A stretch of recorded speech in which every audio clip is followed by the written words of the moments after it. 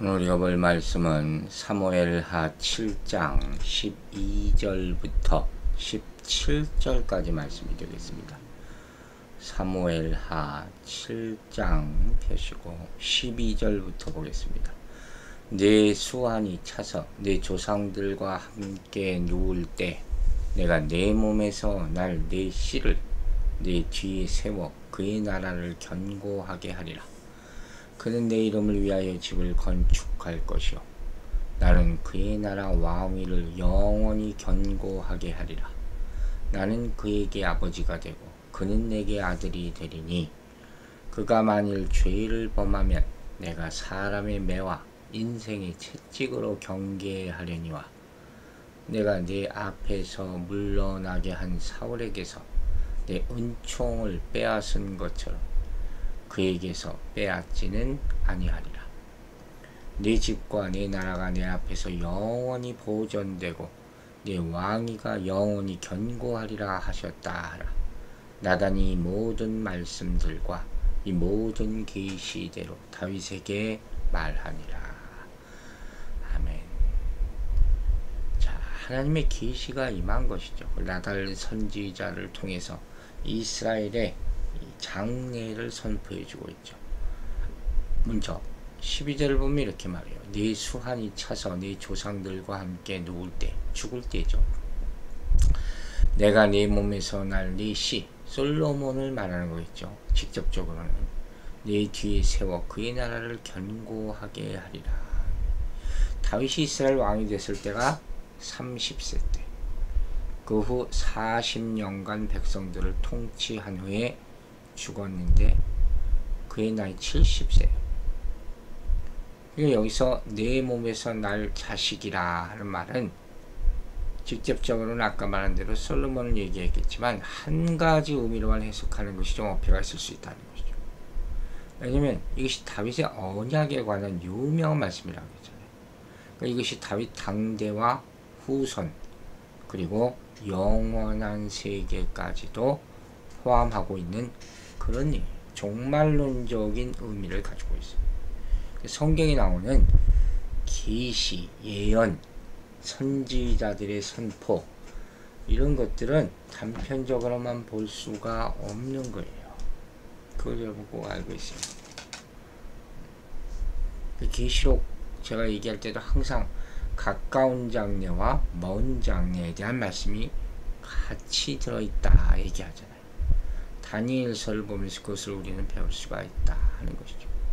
그래서 여기 나온 이 자식의 개념을 이 세 가지 정도로 해석할 수 있어요. 먼저 여기서의 자식은 집합적인 의미를 가진다고 사람들이 말들을 하죠. 즉 이 말은 다윗의 사후 그 뒤를 이을 모든 왕들을 한꺼번에 표현한 것이다.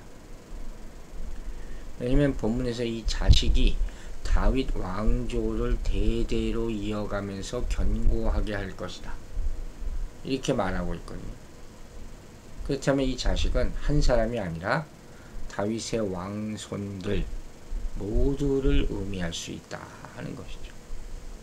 또 이 자식은 가깝게는 누굴 얘기하겠어요? 솔로몬이겠죠. 그리고 또 여기서 이 13절을 보면 이 자식에 의해서 성전이 건축될 것이다 이렇게 분명하게 얘기하고 있기 때문에 우리는 쉽게 해석할 수 있죠. 솔로몬을 의미한다. 그리고 세 번째로 종말론적인 해석을 할 때 여기서 이 자식, 자손이죠. 예수 그리스도, 다윗의 자손 예수 그리스도 흔히 우리에게 말하는 거죠. 16절에서 이 자식에 의해 세워질 나라는 뭡니까? 영원한 나라요 견고한 나라다. 예수 그리스도께서 하나님의 나라를 이 땅에 세우실 것이다. 그렇게까지 해석할 수가 있는 거예요. 그는 내 이름을 위하여 13절 보세요. 집을 건축할 것이요 나는 그의 나라 왕위를 영원히 견고하게 하리라. 여기에서 집은 하나님께서 다윗을 위해서 지어줄 상징적인 집, 11절에서 우리가 말할 그걸 가리키는 것이 아니에요. 대신 다윗이 그토록 건축하기를 원했지만 이루지 못하고 훗날 그의 아들 솔로몬에 의해서 건축된 예루살렘 성전을 의미한다고 볼 수 있어요. 그런데 여기서 조금 더 나아가서 생각해 보자는 거예요. 이 집은 단순히 건축물만으로서의 성전을 의미하는 것보다 더 큰 의미가 있어요. 왜? 이 집은 외형적인 집과 아울러 본질적인 집, 상징적인 집까지도 함께 의미한다고 볼 수 있다는 것이죠. 왜냐하면 이 집은 여호와의 이름을 위하여 지은 집, 이런 단서가 여기 붙어 있잖아요. 즉 여기서 여호와의 이름은 여호와의 존재를 나타내는 것이죠. 이름이 아이덴티티니까 또 그의 영광을 의미한다고 볼 수도 있죠. 이름은 상징적인 게 굉장히 많죠. 따라서 이 집은 여호와께서 영원히 거하시면서 그의 영광을 나타내실 곳을 의미한다고 볼 수 있는 거예요. 따라서 이 집은 솔로몬에 의해 지어질 성전을 의미할 뿐만 아니라 하나님의 존재와 영광을 영원히 드러내주는 예수 그리스도와 그의 교회, 그리고 더 나아가 그의 영원한 나라, 계시록 21장에 나오는 그것까지도 의미할 수 있다는 것이죠. 이렇게 여러분, 성경을 보다 보면요, 확대 해석이 가능해져요. 이 성령의 역사예요. 물론 처음부터 너무 이런 것만 볼 필요 없어요. 잘못 해석할 수가 있기 때문에 문자 그대로 보는 것이 가장 좋다고 얘기하죠. 그러면서 성령님께서 조금씩 더 그 깊은 의미, 상징적 의미, 또 비유적인 의미, 또 영적인 의미, 이런 것들을 깨닫게 해주는 것이죠. 결국 우리가 성경을 통해서 보는 것은 하나님의 나라 아닙니까? 그래서 여기서 중요한 것이 바로 영원히 경고하게 아니라 이 영원이라는 단어예요. 이 단어는 이 17장에 이 7장에 8번 사용됐어요. 3번은 하나님에 의해서, 5번은 다윗에 의해서 사용된 단어.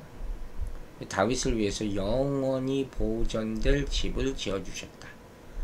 이런 하나님의 약속은 본질적으로 무조건적이지만 부분적으로 신에서 나온 약과 같이 조건적인 성격을 지니고 있다고 우리가 생각할 수 있는 거예요. 즉, 만약 그가 범죄하면, 죄를 범하면 사람의 매와 인생의 채찍으로 징계할 수도 있다는 그런 말씀이 있잖아요.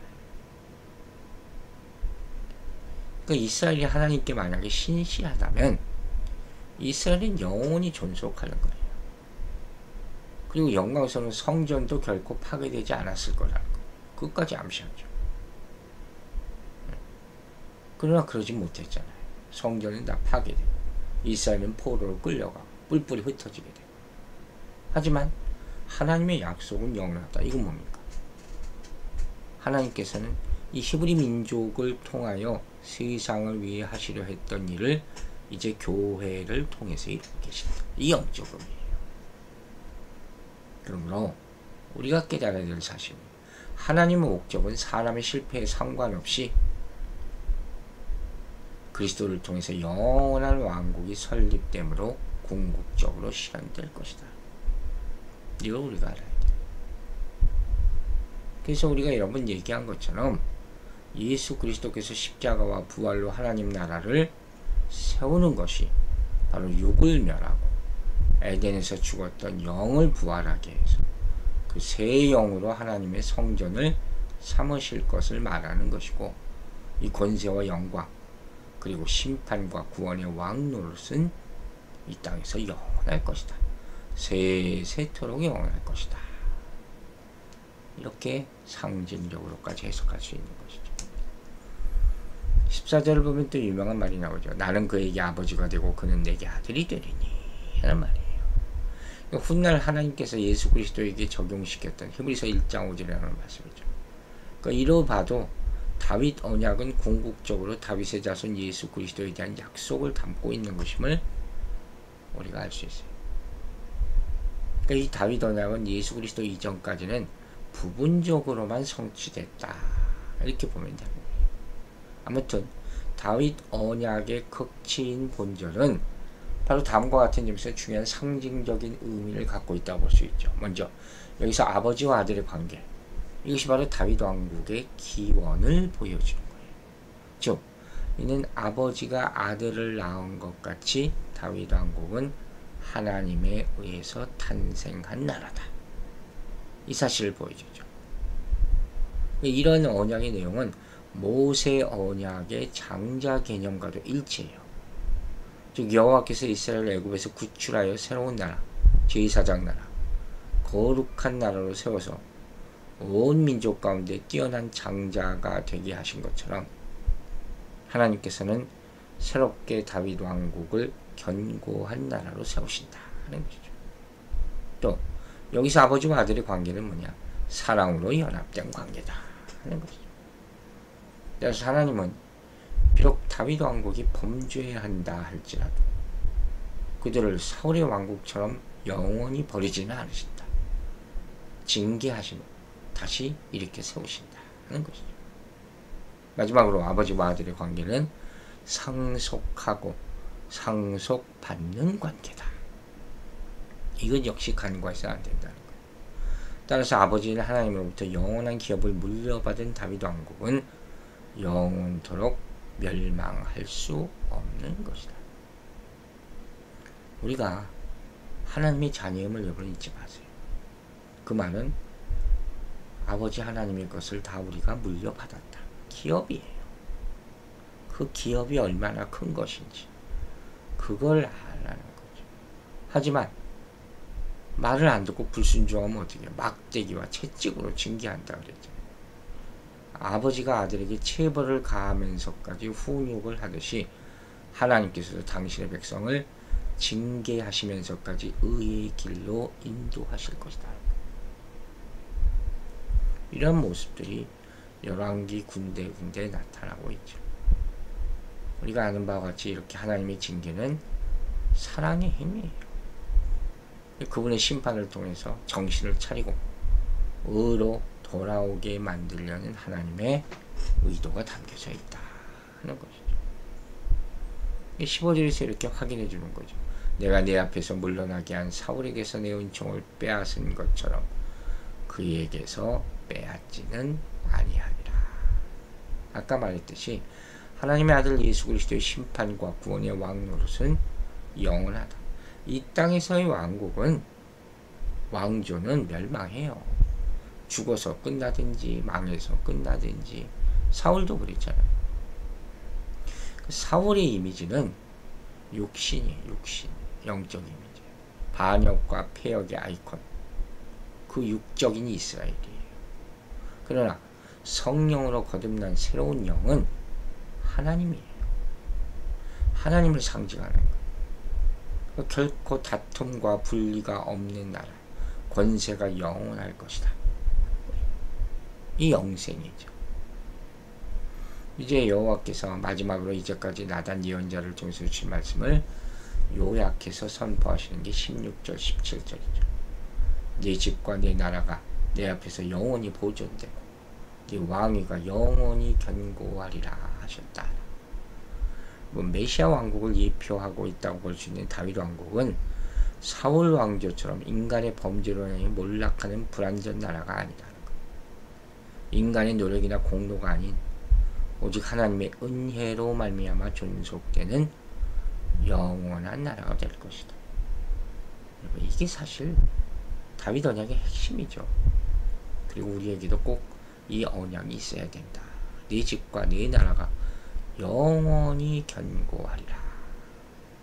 그런데 우리가 역사적으로 볼 때는 이런 약속에도 불구하고 다윗 왕국은 솔로몬 사후의 남북 왕국으로 분열되잖아요.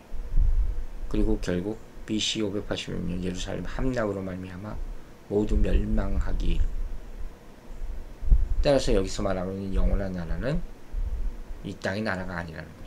궁극적이고 본질적인 다윗의 후손 예수 그리스도로 말미암은 메시아 왕국이다. 메시아의 왕국이 도래한다. 그 안에서 영원히 왕노릇하게 될 것이다. 그러니까 하나님의 자손들의 축복이죠. 마지막 17절이 이렇게 말합니다. 나단이 이 모든 말씀들과 이 모든 계시대로 다윗에게 말하니라.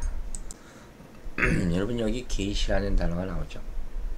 이거 분명히 다시 한번 확인해야 돼요.